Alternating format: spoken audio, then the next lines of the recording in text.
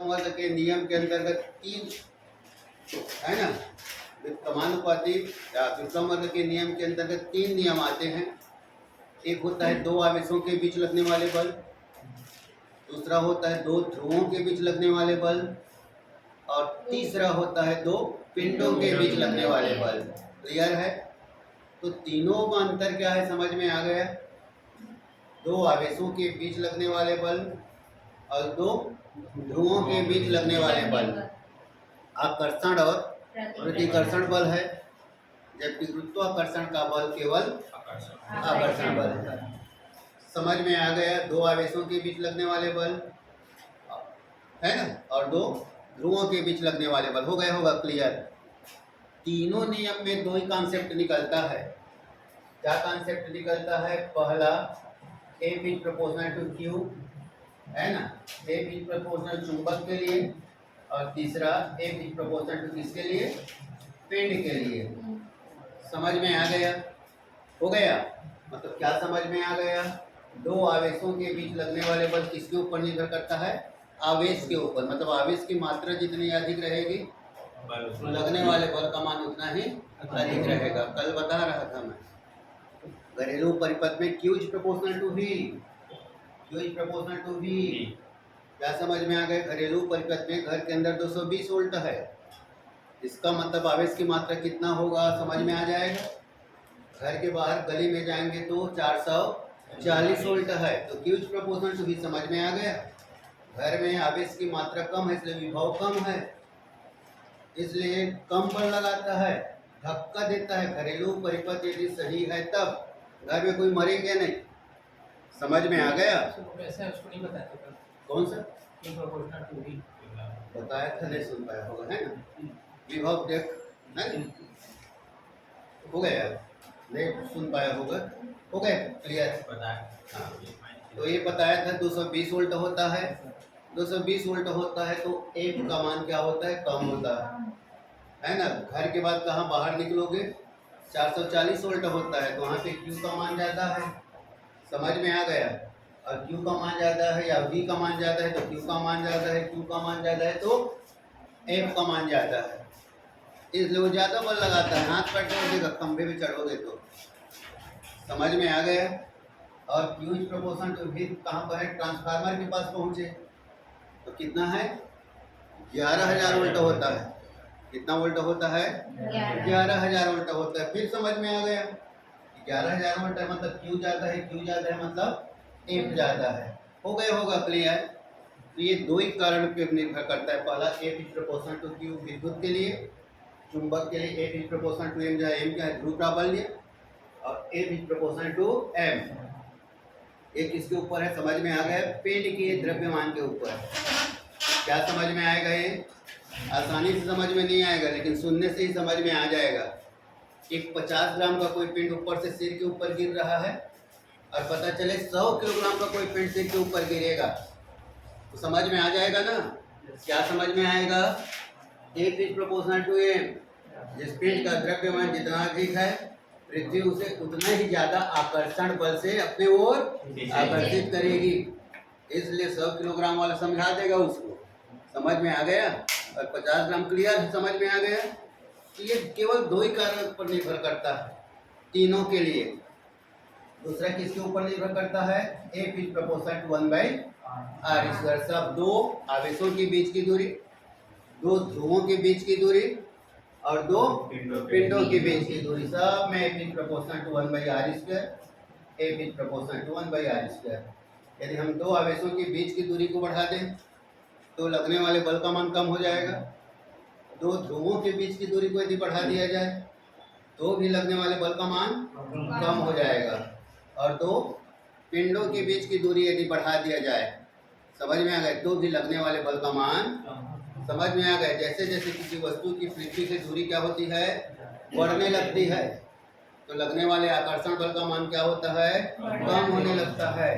एक स्थिति ऐसी आती है, क्या बोली? जैसे जैसे पिंड की दूरी क्या होती है? बढ़ने लगती है, ऊंचाई बढ़ने लगती है, तो लगने वाले आकर्षण बल का मान कम होने लगता है।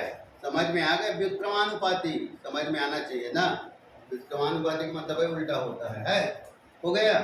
और एक स्थिति ऐसी आती है कि पिंड पृथ्वी के गुरुत्वीय क्षेत्र को क्या करता है, पार कर जाता है, तो वस्तु या पिंड पृथ्वी पर वापस नहीं आता। समझ में आ गया। इसके लिए फिर आगे पढ़ेंगे पलायन वेग, एस्केप वेलोसिटी, है ना। वह वेग जिस वेग से किसी पिंड को ऊर्ध्वाधर ऊपर की ओर फेंका जाता है तो वह पृथ्वी के गुरुत्वीय क्षेत्र को पार कर जाता है, पृथ्वी पर वापस नहीं आता। समझ में आ गया। तो देखो ये कितना सरल है, ये पूरा विक्रम है ना, न्यूटन का गुरुत्वाकर्षण का नियम क्लियर है। फिर क्या आया था, छोटा जी और बड़ा जी आया था, जी व जी में अंतर। जब ये पार्ट पढ़ते हैं तो छोटा जी आता है और क्या आता है, बड़ा जी आता है। छोटा जी क्या कहलाता है, गुरुत्वीय त्वरण कहलाता है। छोटा जी क्या कहलाता है, और बड़ा जी क्या कहलाता है। हाँ, समझ में आ गया, क्लियर। ये सार्वत्रिक नियतांक क्यों कहलाता है, सभी स्थानों पर इसका मान समान होता है, इसे सार्वत्रिक नियतांक कहलाता है। और इसका मान भिन्न भिन्न स्थानों पर क्या होता है, भिन्न भिन्न होता है। समझ में आ गया, हो गया। तो ये जी व जी में अंतर पढ़ रहे थे। और भिन्न भिन्न कैसे होता है, तो पृथ्वी की सतह से ऊपर जाने और नीचे जाने पर जी के मान में क्या आती है, कमी आती है। समझ में आ गया। ये सब पढ़े कल ना। और कैसे कमी आती है, जितनी गहराई की अपेक्षा उतनी ही ऊंचाई पर जाएं तो जी के मान में कितनी गुना कमी आती है, 2 गुना ज्यादा कमी आती है। समझ में आ गया, हो गया। ये सूत्र पढ़े। अब जब जी वाला सूत्र आता है तो जी में न्यूटन की गति का दूसरा नियम लागू होता है, जी बराबर एफ बराबर एम जी। समझ में आ गया। यही पहचान है, एफ बराबर ए में रहता है। एफ बराबर ए में कब होता है, जब किसी पिंड पर बल लगाया जाता है तो पृथ्वी पर गति करने लगता है, तब क्या होता है, एफ बराबर ए में, क्लियर है। और जब किसी पिंड पर बल लगाया जाता है तो कहाँ जाने लगता है, वह ऊपर जाने लगता है या नीचे आने लगता है, तब क्या होता है, एफ बराबर एम जी। क्लियर है, हो गया। अब कितना बल लगाती है, अब कितना बल लगाती है, तो जितने बल से पृथ्वी आकर्षित करती है, कितने बल से आकर्षित करती है, जितने बल से आकर्षित करते हैं उसे उस वस्तु का भार कहते हैं। तो ये आ गए F बराबर W, तो W बराबर क्या हो गए, अब mg। समझ में आ गया। अब क्या समझ में आ गया, W भार हो गए, m क्या है, द्रव्यमान है।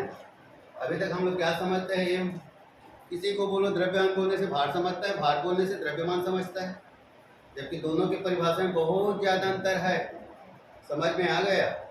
ये भार क्या है, नियत राशि नहीं है, बदलता है, क्योंकि क्या बदलता है, जी बदलता है। भिन्न भिन्न स्थानों पर जी का मान भिन्न भिन्न होता है। चंद्रमा पर जाने पर जी का मान क्या हो जाता है, g/6 कल बताया था। इसलिए किसी वस्तु को यदि हम चंद्रमा पर ले जाएं तो उसका भार वास्तविक भार से कितना हो जाएगा, 1/6 हो जाएगा। समझ में आ गया, हो गया क्लियर। एम का परिभाषा पता है ना, द्रव्यमान का। द्रव्यमान किसे कहते हैं, पदार्थ की मात्रा को क्या कहते हैं, द्रव्यमान। आदमी 206 हड्डियों से मिलकर बना है, हड्डी नहीं बदलेगा, चाहे अंतरिक्ष में जाएगा तो भी। क्लियर। इसलिए एम कौन सी राशि है, नियत राशि, नहीं बदलता। हो गया। तो भार और द्रव्यमान में अंतर समझना बहुत जरूरी है। क्लियर। अब दो पिंडों के बीच में जो बल लगता है, एफ बराबर क्या आया था, G/m/r का स्क्वायर सूत्र आया था। समझ में आ गया। अब यहाँ पे अंतर क्या है, ये दिख रहा है। तो बड़ा एम और छोटा एम में अंतर क्या है, तो बड़ा एम समझ जाना, बड़ा एम किसका द्रव्यमान है, पृथ्वी का द्रव्यमान है। बड़ा एम किसका द्रव्यमान है, पृथ्वी का द्रव्यमान है। और छोटा समझ में आ गया, मतलब क्या समझ में आया, पृथ्वी उसी पिंड को आकर्षित करती है जिसका द्रव्यमान पृथ्वी के द्रव्यमान से कम होता है। क्लियर है। और इसी से सूत्र निकला, पहला F is proportional to m दिख रहा है, और दूसरा F is proportional to 1/r का स्क्वायर। हो गया क्लियर। ये पढ़ रहे थे और इसी से संबंधित एक दो क्या दिया गया था, गणित दिया गया था। बिल्कुल सरल गणित, सबके लिए लागू होता है। यदि दो आवेशों के बीच, चलते एक बार बोलो, यदि दो आवेशों के बीच की दूरी को 4 गुना कर दिया जाए, समझ में आ गया, दो ध्रुवों के बीच की दूरी को 4 गुना कर दिया जाए, दो पिंडों के बीच की दूरी को 4 गुना कर दिया जाए, तो लगने वाले बल का मान हो जाएगा, कितना होगा, तुरंत बोलो, 1/। समझ में आ गया। सुने कुछ, क्या बताया, दो आवेशों के बीच की दूरी को कितना गुना कर दिया जाए। ठीक है, मान लो चुंबक है तो दो ध्रुवों के बीच की दूरी को कितना कर दिया जाए। यदि कोई पिंड है तो दो पिंडों के बीच की दूरी को कितना गुना कर दिया जाए। बस, है ना, सबका एक ही कॉन्सेप्ट है। 4 है तो 4 का वर्ग कर दे। अब 1 बराबर आ गया 1/16, लंबा चौड़ा नहीं बनाना। और यहाँ पे दिखना चाहिए, पहले दूरी बढ़ाएंगे तो बल कम होगा। पहले से अपने पास कॉन्सेप्ट क्लियर है तो गलत होने की संभावना नहीं है ना। दूरी को बढ़ाएंगे तो क्या होगा, बल का मान क्या होगा, घटेगा, है ना। तो गलत होने की संभावना उसमें नहीं है। हो गया क्लियर। तो ये पढ़ रहे थे, है ना, बहुत कम ये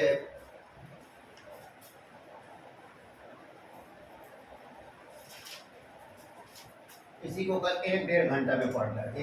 एक घंटा लगा होगा, कौन घंटा का कल पढ़े तो ठीक। अब इसी में देखते हैं, थोड़ा सा गणित लेते हैं।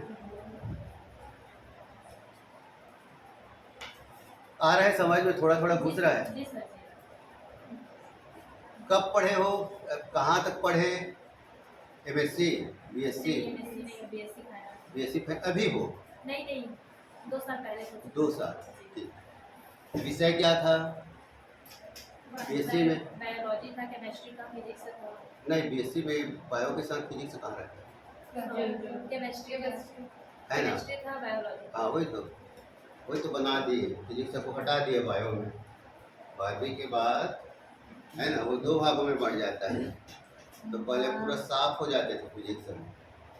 पहले था हम लोग के समय में physics chemistry maths, physics chemistry bio था। समझ में आ गया, वो 2 भाग में नहीं बांटा था, बाद में बांट दिया जब सब। अभी भी तो सकते हैं क्या चीज? फिजिक्स केमिस्ट्री मैथ्स तो है, और बायो भी बायो वाले 2 भागों में बढ़ गया ना, वो आर्टे जुलॉजी में बढ़ गया और फिजिक्स बाहर हो गया। ये बता रहा हूँ, पहले था वो फिजिक्स केमिस्ट्री बायो, जैसे हाई स्कूल में जैसे पढ़ते हैं ना, physics chemistry bio, physics chemistry maths, ऐसा ही कॉलेज में था, ऐसा ही था कॉलेज में। बाद में इसको फिर हटाए, ये बता रहा हूँ। तो थोड़ा सा, है ना, समझ में धीरे धीरे ज़्यादा आएगा ना। और क्या होता है, जो कठिन समझता है ना वो ज़्यादा समझने का प्रयास करते हैं भी है, और जो अपने आप को हम जो जानते हैं गणित वाले ऐसा सोचते रहते हैं तो वही पीछे रह जाता है। समझ में आना, ये भी है, ठीक है, क्योंकि ज़्यादा इंटरेस्ट लेता है पढ़ने में, है ना। चलो देखते हैं दूसरा।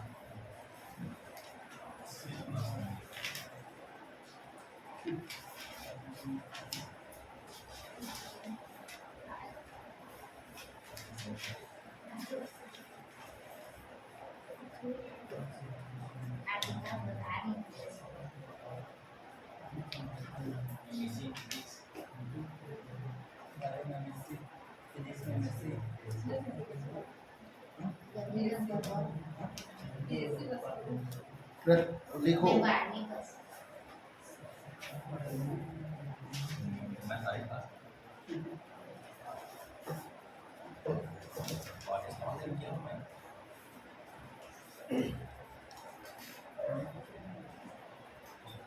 थोड़ा टिप्स से लिख लो ना, उसके बाद फिर आएंगे, छूट जाएगा नहीं तो ना। लिखो पहले, ग्रहों में बुध ग्रह पर पृथ्वी त्वरण का मान सबसे कम होता है।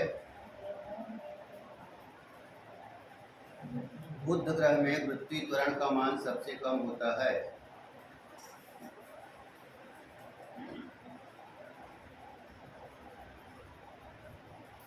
हो गया। चंद्रमा पर पृथ्वी त्वरण का मान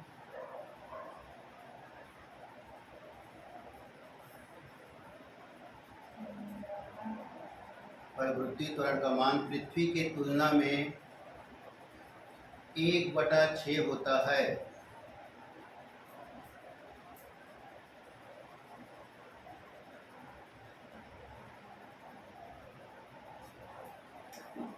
हो गया। तीसरा लिखो, सूर्य पर पृथ्वी त्वरण का मान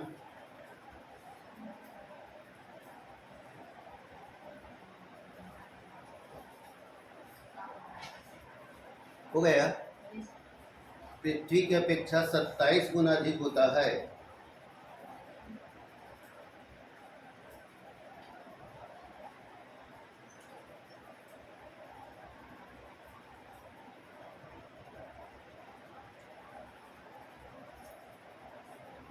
हो गया। पृथ्वी की सतह से पृथ्वी की त्रिज्या उसी में लिखेंगे। नहीं आ गया। पृथ्वी की सतह से पृथ्वी की त्रिज्या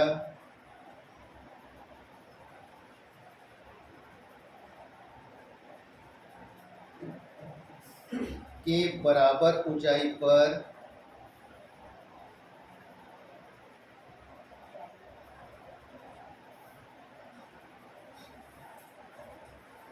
पृथ्वी त्वरण का मान 1/4 हो जाता है।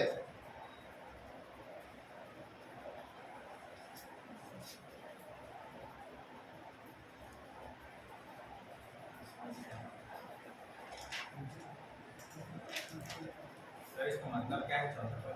इसका कल के बड़े सूत्र दिए थे, G dash by G equal to R square बटा आर प्लस एच स्क्वायर। हाँ ऊंचाई के साथ जी के मान में कमी हाँ है ना। ये सूत्र आया था आर स्क्वायर बटा आर प्लस एच का स्क्वायर बटा जी।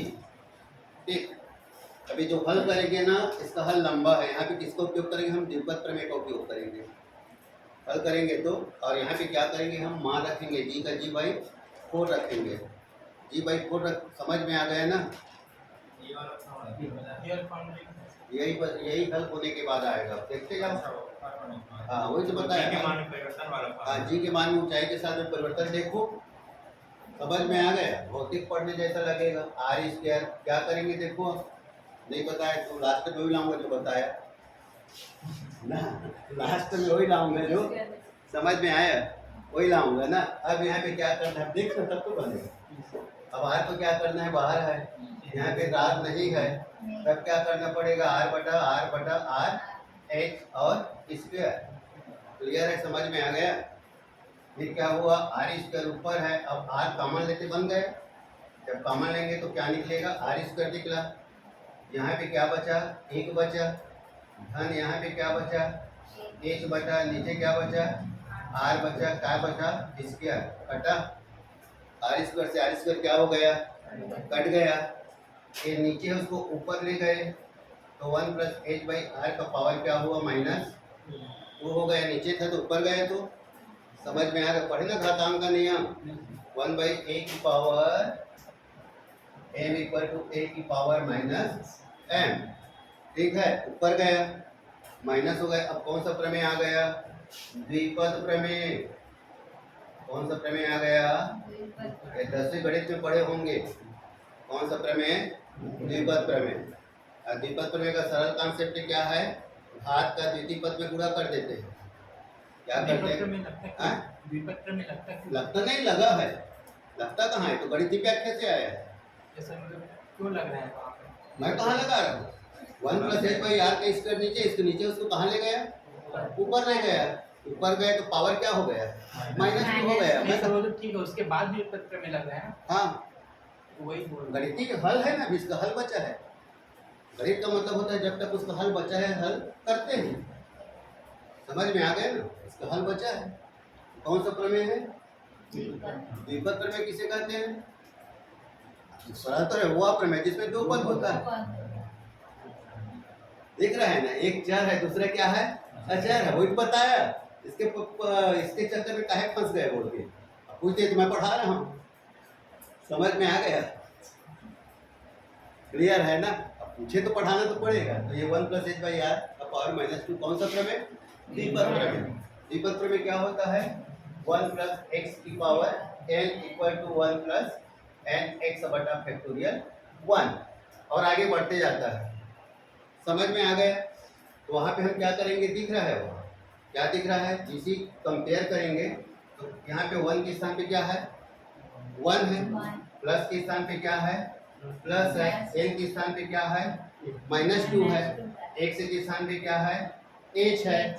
और नीचे क्या है? बटा एच बटा आर है। और यहाँ पे क्या है, 1 के स्थान पे 1 है, तो आया क्या 1 माइनस 2h/r हो गया। किसके बराबर आया, g' बराबर। फिर क्या करेंगे, g' बराबर d को त्रिज्या गुणक है, g 1 माइनस 2h/r तक कल लिखा है, ऊंचाई के साथ g के मान में परिवर्तन। समझ में आ गया ना। तो क्या है, अभी इस क्लास के आधार पर बताया जाता है। अब उसको कैसे पूछोगे बोलोगे तो फंसते जाओगे। समझ में आ गया है। और ये बीच का यहाँ से यहाँ के बीच में जितना दिया है इसको कोई पूछने वाला नहीं है, ठीक है। लेकिन मेरे से पूछोगे तो बताना ही पड़ेगा, ठीक है, कैसे आया है ना। हो गया क्लियर। ये क्या है, g'/d=r² प्लस h का स्क्वायर से है। समझ में आ गया। यदि h बराबर क्या कर देंगे हम, r कर देंगे, उस स्थिति पर क्या हो जाएगा, g का मान क्या हो जाएगा, 1/4 हो जाएगा, है ना। तो ये पढ़ रहे थे, ठीक।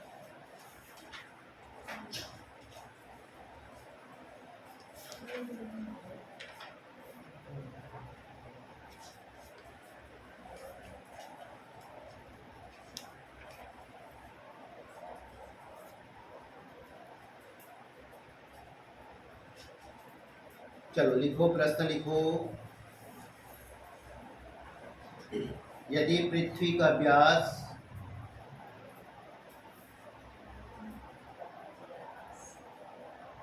वर्तमान व्यास का आधा हो जाए,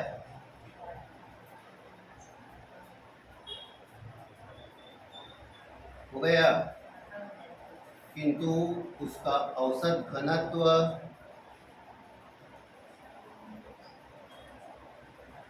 न बदले, तब पृथ्वी तल पर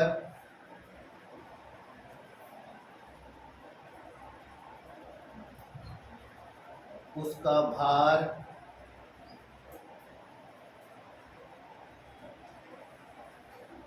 हो जाएगा, उसका भार हो जाएगा। उसका औसत घनत्व न बदले तब पृथ्वी तल पर किसी वस्तु का भार हो जाएगा। हो गया। पहला लिखो 2 गुना, दूसरा 4 गुना, तीसरा 1/2, चौथा 1/4।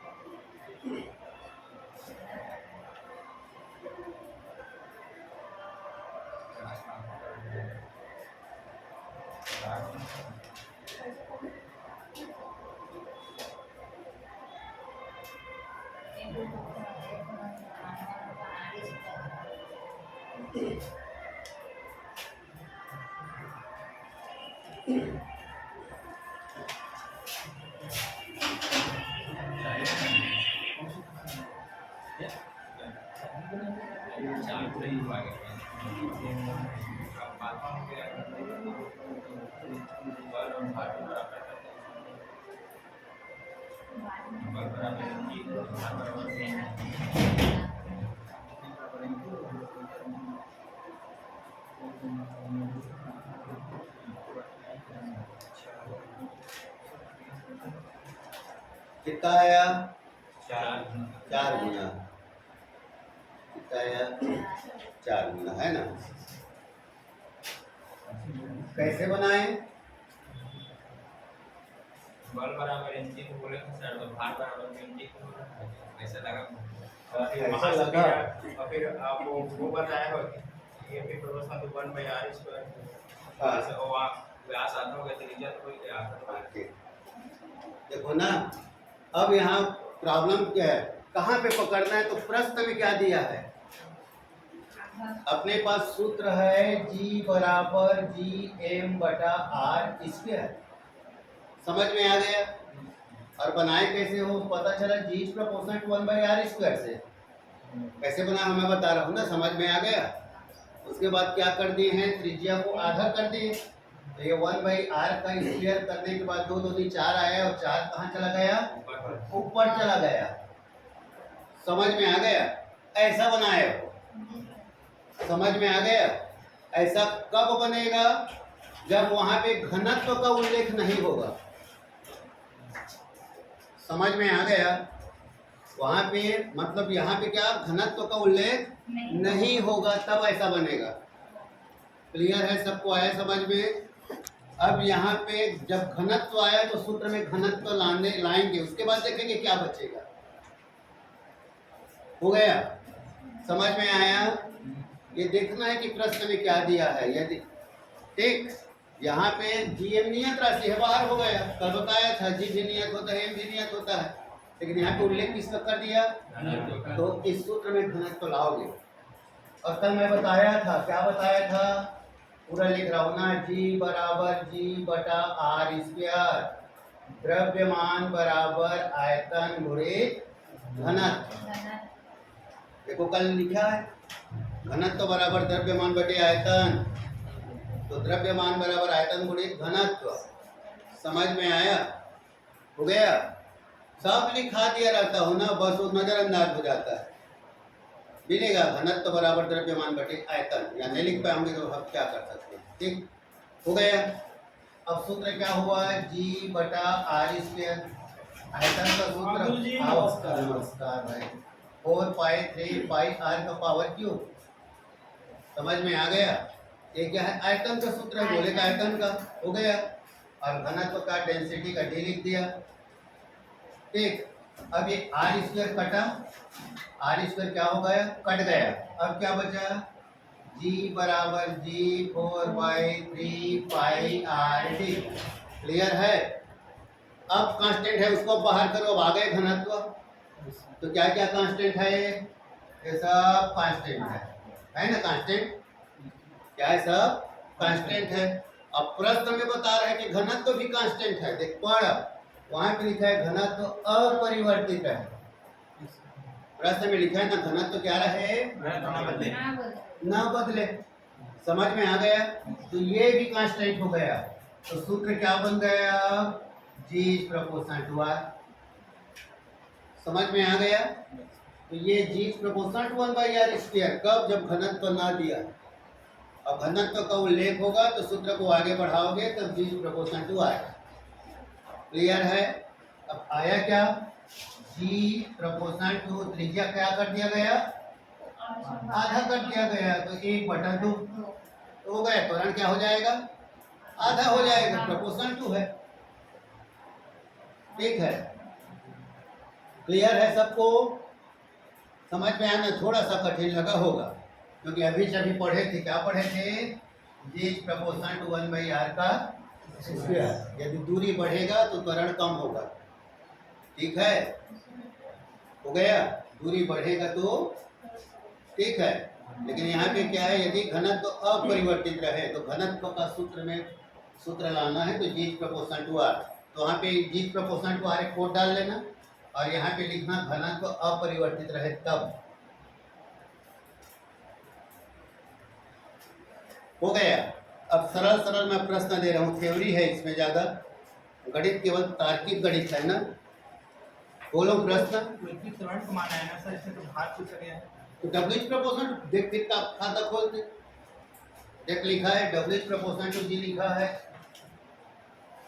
खोल खोल, सब लिखाया हूं मैं। W बराबर एम जी, देख मिला, W बराबर mg एम जी। एम कौन सी राशि है? नियत राशि। नियत राशि है, तो बचा क्या? W इज प्रोपोर्शनल टू जी।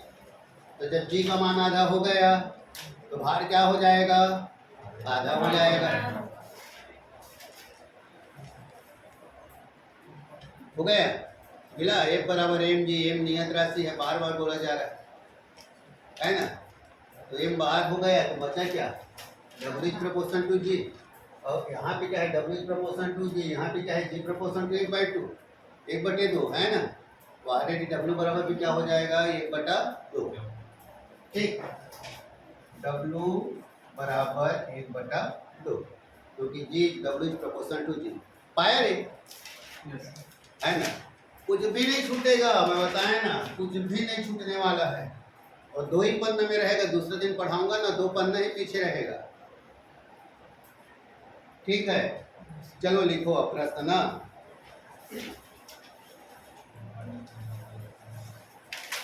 जाके रोज एक बार देखो जो यहाँ पे पढ़ाया जाता है ना। ये तो भौतिक ऐसे मैं पहले बताया ना, मैं पहले से बोलता हूँ कि ये तीनों विषय से कठिन रहेगा।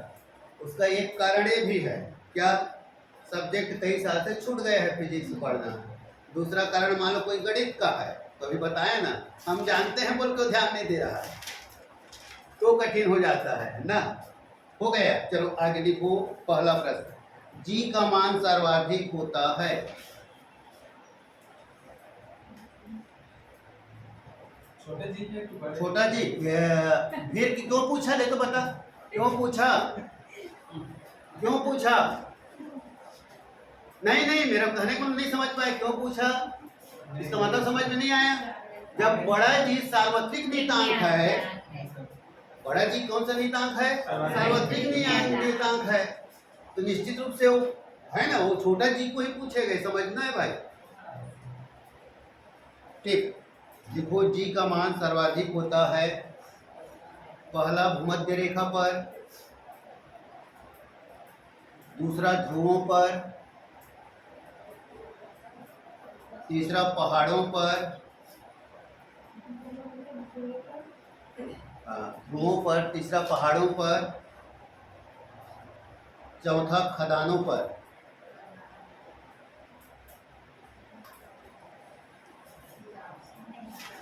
हो गया। दूसरा, एसआई पद्धति में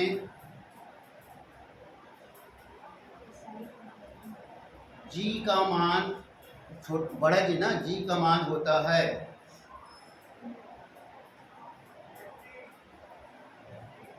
पहला 6.67, 6.67 गुणित 10 का घात ऋण 11।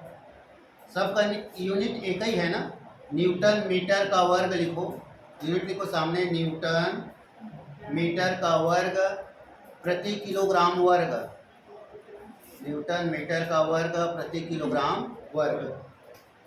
हो गया, सब का यूनिट अब वही डालना है ना।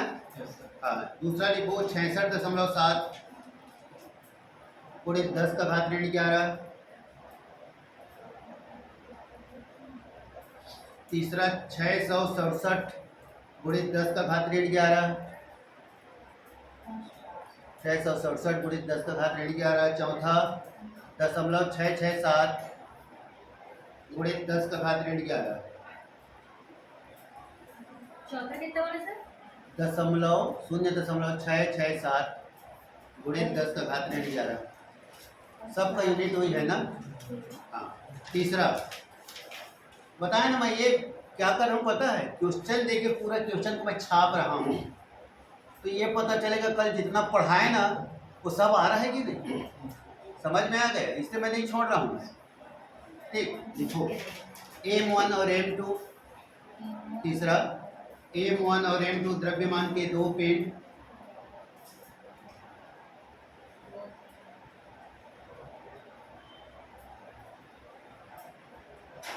दो पिंड एक दूसरे से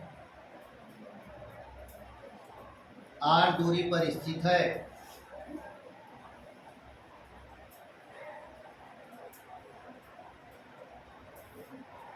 उनके मध्य कार्य करने वाले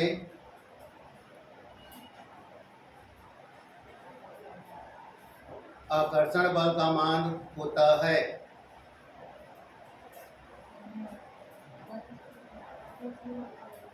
उनके मध्य कार्य करने वाले आकर्षण बल का मान होता है। हो गया पहला 1/g, 1/g, हाँ, m1 m2 बटे r का वर्ग, 1/g, उसके बाद साइड में m1 m2 बटा r का वर्ग। लिख पा रहे हो कि नहीं?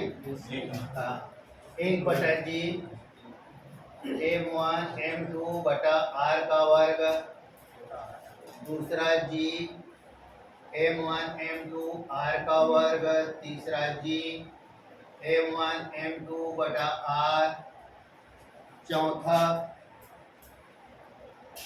1/g m1 into m2 बटा r। हो गया?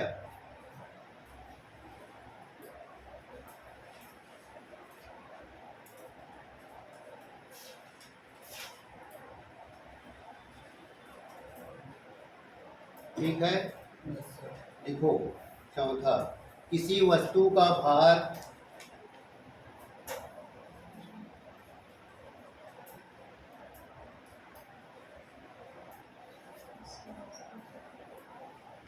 किसी वस्तु का भार शून्य हो जाता है।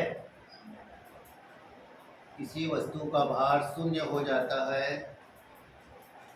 पहला ध्रुवों पर, दूसरा भूमध्य रेखा पर, तीसरा पहाड़ पर, चौथा पृथ्वी के केंद्र पर।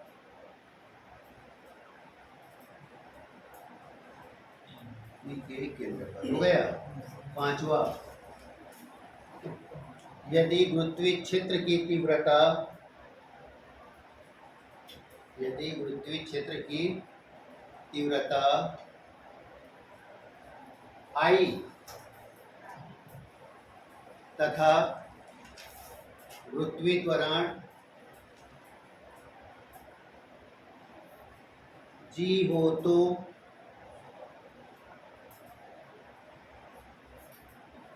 हो गया। उसके बाद ऑप्शन लिखना, पहला I बराबर G, दूसरा I greater than G, I छोटा है G, चौथा नॉन ऑफ दिस, इनमें से कोई नहीं।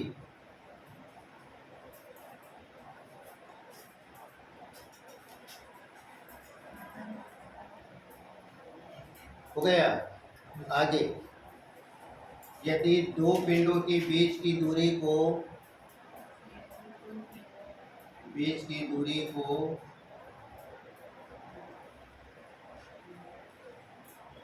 हो गया आधी कर दी जाए, आधी कर दी जाए, ये तो दे दिया था अभी ना, बट है ना, इसमें है इसलिए देना पड़ा। चलो उसको आधी को कर ले, 1/4 लिखता ले क्या, रहने दे, ठीक, कलेक्शन में तो रहेगा। आधी कर दी जाए तो उनके बीच गुरुत्वाकर्षण बल होगा, तो उनके बीच गुरुत्वाकर्षण बल होगा 2 गुना 4 गुना आधा 1/4, आधा 1/4 हो गया। आगे, गुरुत्वाकर्षण बल है,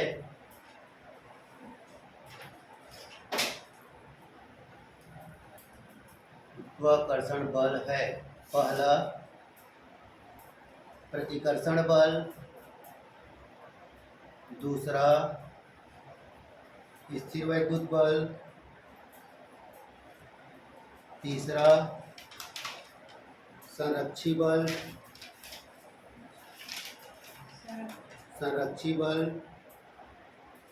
चौथा असंरक्षी बल।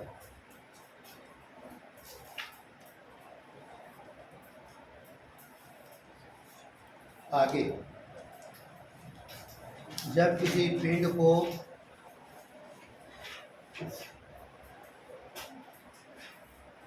भूमध्य रेखा से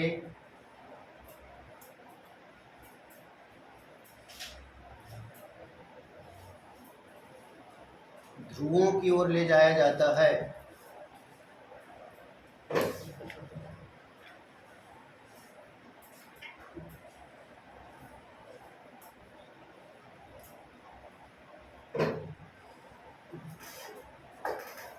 तो इसका भार स्थिर रहता है। पहला स्थिर रहता है, दूसरा बढ़ता है, तीसरा घटता है, चौथा इनमें से कोई नहीं।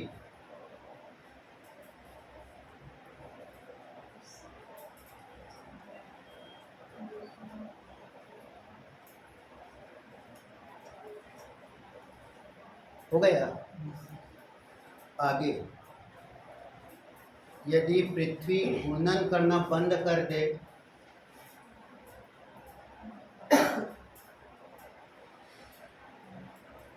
तो जी का मान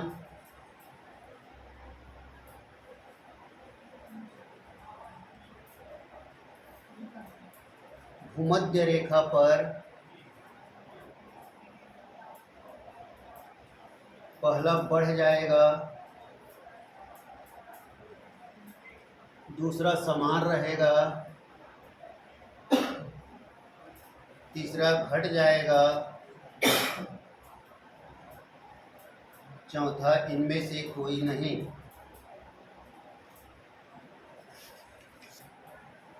हो गए, 9 हुआ होगा ना। Yes, sir. इसमें 10 दिया है, एक क्वेश्चन को छोड़ा हूँ। Yes. क्या क्यों छोड़ा हूँ? द्वितीय नितांक जी का विमित सूत्र पूछा है, डायमेंशनल फार्मूला ना, तो नहीं पढ़ रहे हैं इसलिए उसको छोड़ा हूँ ना। चलो बनाओ। अब देखो, अब जितना दिए हैं अपने आप सब आ गए होगा, कल पढ़े उसमें, है ना। तो इससे पता चल कि कुछ छोड़ा नहीं गया, है ना। 10 क्वेश्चन में एक को छोड़ा, उसी को बता दिया। ठीक, डायमेंशनल फार्मूला। चलो बनाओ ना, 5-6 मिनट में।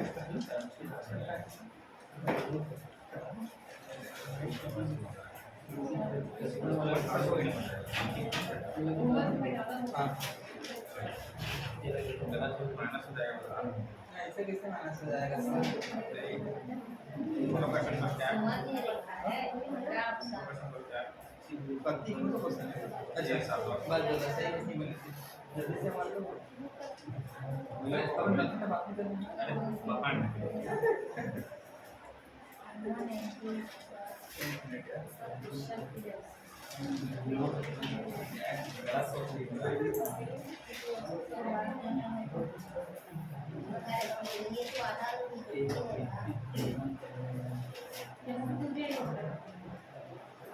केमिस्ट्री और बायोलॉजी नहीं हो गया? यूनिवर्सिटी का बायो बायो नहीं बायो क्या पढ़ते हैं नहीं सर पार्ट के सर नंबर कौन सा नाम क्या है नाम तो पता नहीं है यार ये सर लिखा है ना यार पाटे में साबु आगे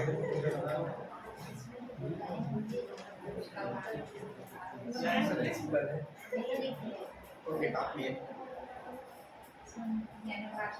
अच्छा, वो गुरुत्वाकर्षण है कि तीव्रता समान ही ना? विचित्रण तीव्रता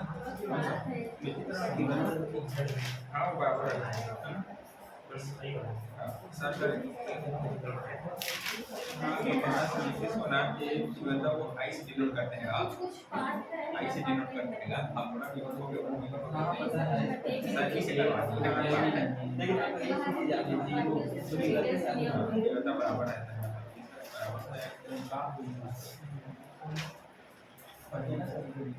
ये हमारा जब भी वो गूगल से बढ़ता है ये गुना कर देगा तो घटेगा घटेगा।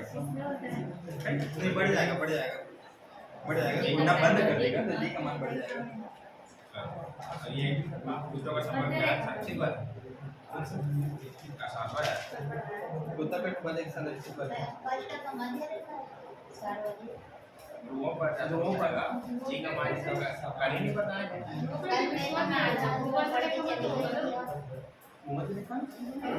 आर का मान कम हो जाएगा ठीक है और उसका आर डायरेक्ट का मान उसका आर का मान जब कम हो जाएगा तो ध्रुवों पे जी का मान बढ़ जाएगा अरे अरे देखिए छोटा सा इतनी गोल नहीं है अंडा काल है कैसे करोगे तुमको पढ़ाना भी हम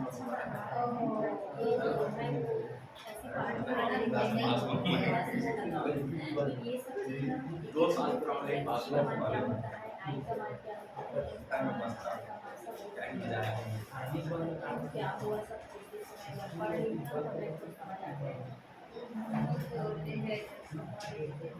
कल मैं यहाँ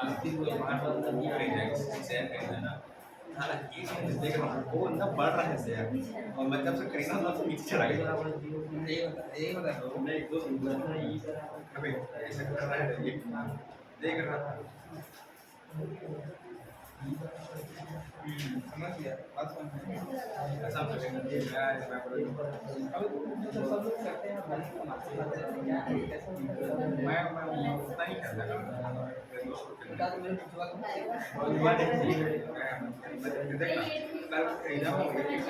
आज दी गए मैं अपना सीख रहा हूँ इसको नियम बोल ये तो देख रहा हूँ उसका है ये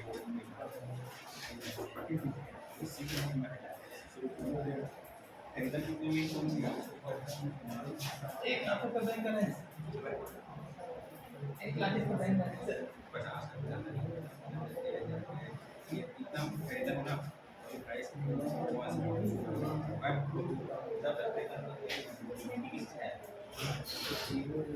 यार मेरे को चाहिए था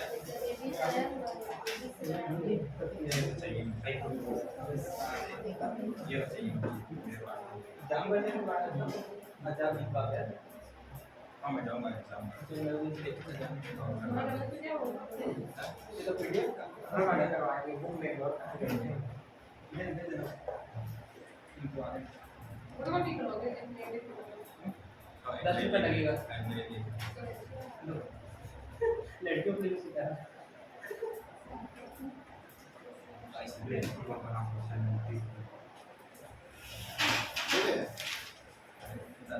बंद है ना? यस सर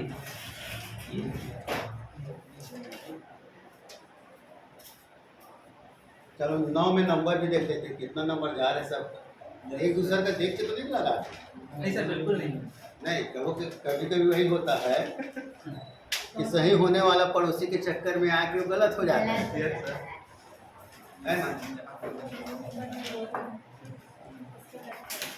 चलो पहला प्रश्न बोलते जाओ जी का मान सर्वाधिक होता है हाँ जी का मान सर्वाधिक होता है भूमध्य रेखा पर ध्रुवों पर पहाड़ों पर खदानों पर है ना? तो क्या आया ध्रुवों पर है ना? सबसे पहले तो ये देखना है कि पहाड़ों और खदानों को पहले मैदान से बाहर करो। समझ में आ गए ना कैसे बनाना है? पहाड़ और खदान को मैदान से बाहर क्यों किए बोल? अरे कल नहीं पढ़ा पता है यार, आज बताया ऊंचाई पृथ्वी की सतह से ऊपर जाने और पृथ्वी की सतह से नीचे जाने पर जी का मान क्या होता है? कम होता है नहीं पढ़े हैं? पढ़े ना सर लेकिन रिलेट नहीं कर पा रहे बता। अब पहाड़ बोलते तो ऊपर नहीं है पहाड़, खदान बोला तो नीचे नहीं है खदान, है ना? ऊंचाई तथा गहराई के साथ है ना जी के मान में क्या आती है? कमी आती है। तो अपने आप समझ जाना चाहिए पहाड़ और खदान दो ठो बाहर हो गए। अब क्या बचा? भूमध्य रेखा पर ध्रुव पर भूमध्य रेखा और ध्रुव। देख मैं कल एक चित्र बनाया था पृथ्वी का, ठीक है? ये भूमध्य रेखा है, समझ में आ गया? और ये क्या है? ध्रुव है। ये क्या है? ध्रुव है। समझ में आ गया। अब इस चित्र को मत देखना, कल भी बताया था, यह इसको ऊपर मत गिनना, कई बार बोला था मैं, क्योंकि ये है कहाँ पे, पृथ्वी पर है, ये याद रखना, ठीक है। तो ध्रुवों पर जी का मान क्या होता है, अधिक होता है। ये आया कहाँ, G is proportional to 1/r square से। ये दिख रहा है, ये r बड़ा दिख रहा है और ये r क्या दिख रहा है, छोटा दिख रहा है। ये भी कल पढ़ाया मैं, जहाँ r का मान कम होता है वहाँ पे g का मान अधिक होता है। तो यहाँ पे दिखाई दे रहा है r बड़ा है और यहाँ पे r छोटा है ना। एक बार मैं उसको ला रहा हूँ ना, जो बोला हूँ कैसे आ रहा है बताने का मतलब, एक बार पे टिक नहीं लगा रहा हूँ। क्लियर है सबको? ये दूसरा हो गया। तीसरा देखो, ये सही पद्धति में जी का मान होता है। समझ में आ गया? कल बताया गया था 6.10 -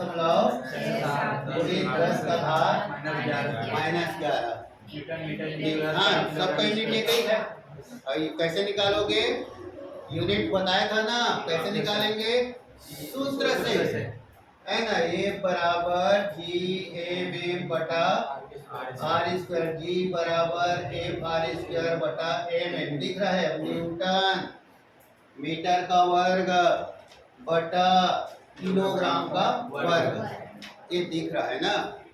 हो गया क्लियर? मान लो कि क्यों ऐसा बताना पड़ा, समझ में आ गया ना, क्यों बताना पड़ रहा है, पता चले यूनिट को ही चेंज कर दिए। एक तो ये ऐसा कर दिया ना, किलोग्राम का वर्ग कर दिया, उसी में लफड़ा हो जाएगा, इसलिए जानने के लिए तैयार रहो। हो गया क्लियर? चल, ये दिखला तीसरा था ना। हाँ चल आगे। M1 व M2 द्रव्यमान के दो पिंड एक दूसरे से 8 दूरी पर स्थित हैं। हाँ, ये भी सबका सही होगा, उनके मध्य कार्य करने वाले आकर्षण बल का मान होगा, है ना। ये क्या है, न्यूटन का गुरुत्वाकर्षण का नियम, पता है कि नहीं? न्यूटन का नाम नहीं ले रहे हैं तो पता है ना। गुरुत्वाकर्षण का नियम किसने बनाया, न्यूटन ने। ये न्यूटन का गुरुत्वाकर्षण का नियम है ना। ये सूत्र सबका सही होना चाहिए, जी बराबर m1 m बटा r का वर्ग। हाँ चलो आगे।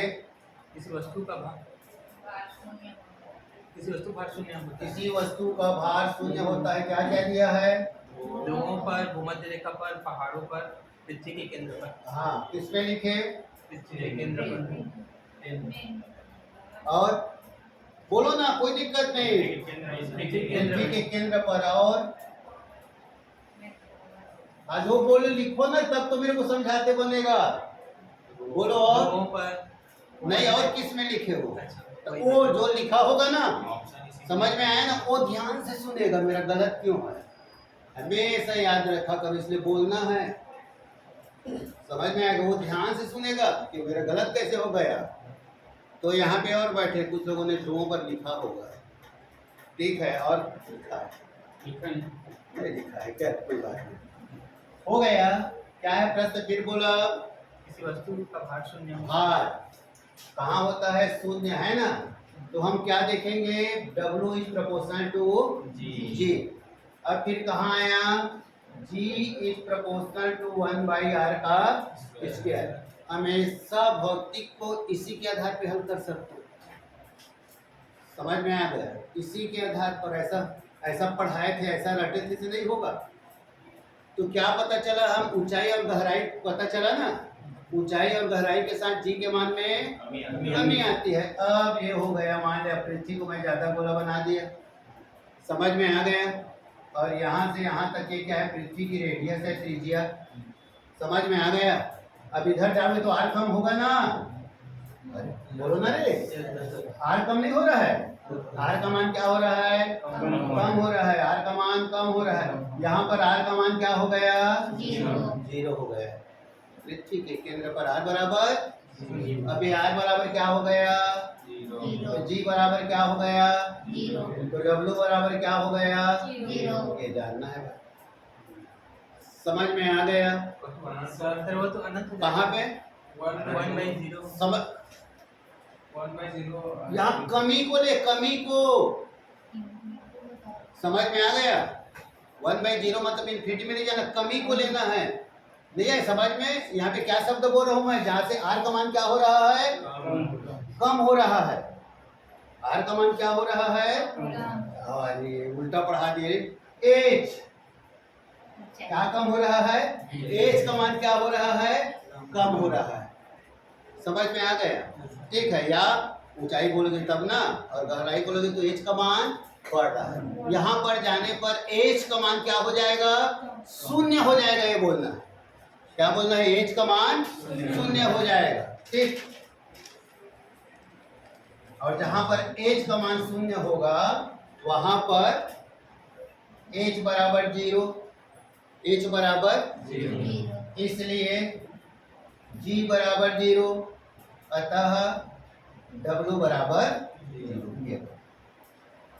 गहराई गहराई पढ़े ना, ऊंचाई के साथ और गहराई के साथ, है ना। जी के मान में क्या आती है? कमी आती है। हो गया। सर लेकिन इस सूत्र से बनाएंगे तब तो गुरुत्वाकर्षण गुरुत्व त्वरण के बराबर हो जाएगा। कहाँ पे?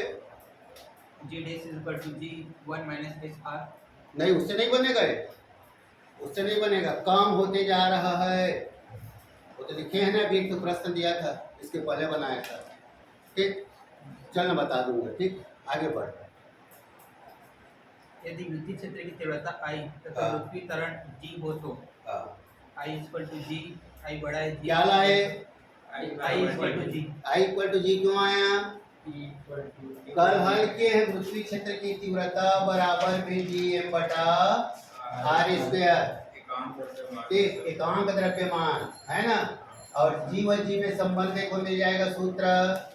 जी बराबर के भी क्या होता है? जी एम बटा आर स्क्वायर। मिला? कल दोनों सूत्र लिखे थे और वहां पे बता दिया गया था कि दिख रहा है क्या? आई बराबर जी। हाँ, चल और आगे।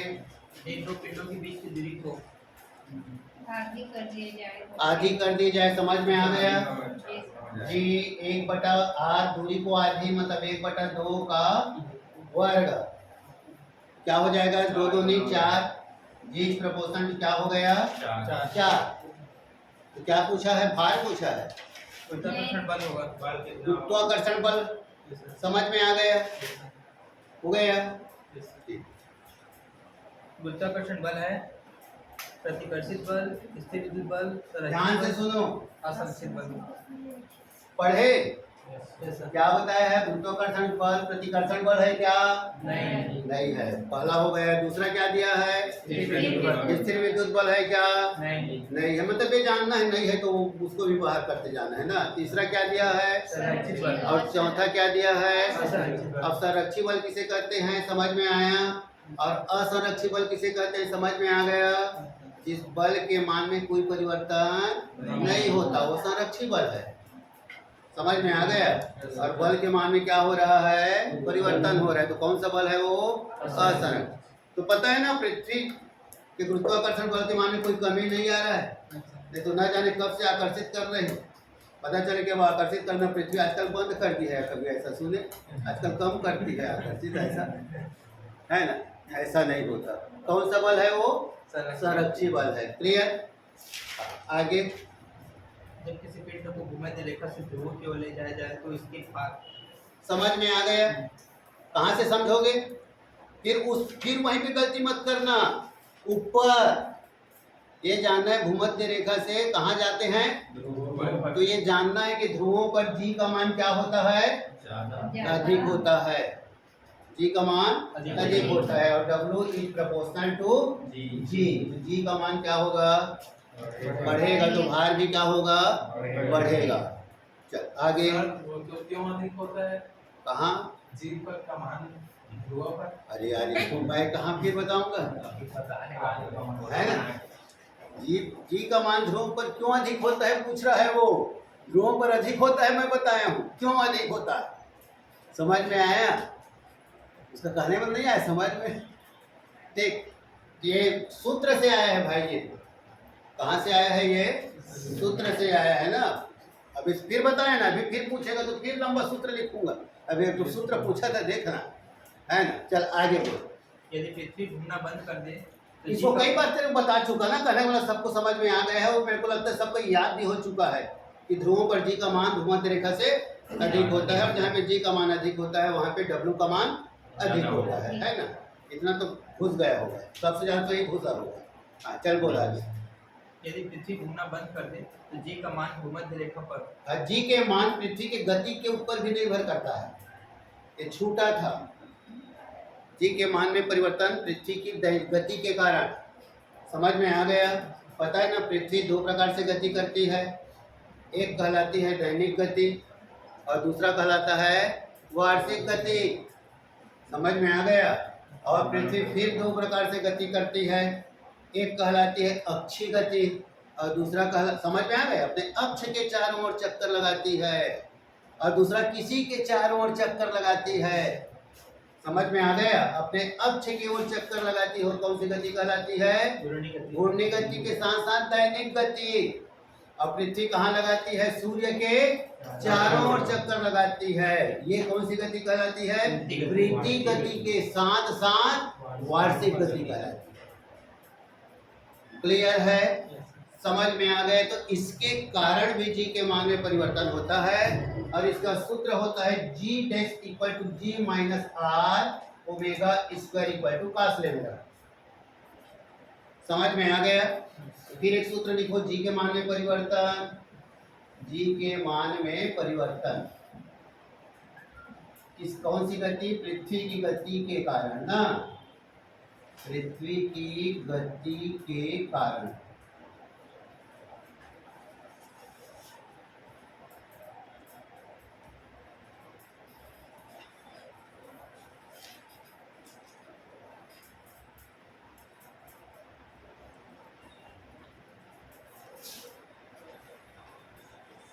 हो गया?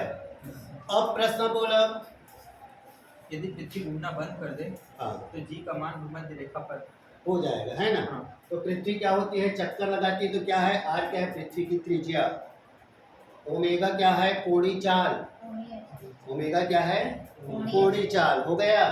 और लैम्डा क्या है? घूमती है तो क्या बनाती है? कोण बनाती है। इसके साथ अक्ष के साथ कोण बनाती है। हो गया क्लियर? अब यहाँ पे घूमती है, क्या लिखा है? घूमना बंद कर दे। मतलब ये यदि W बराबर 0। समझ में आ गया? पहले देखो G डैश बराबर, पृथ्वी जब घूमती है तो G के मान में क्या हो रही है? कमी होती है। G के मान में क्या हो रही है? हो गया? अब जितना कमी हो रही है, यदि W बराबर 0 होगा तो पहले के अपेक्षा G का मान क्या होगा? बढ़ जाएगा। देखो सबको क्लियर है? प्रश्न का उत्तर सबको क्लियर है ना? माइनस का मतलब समझ में आ गया?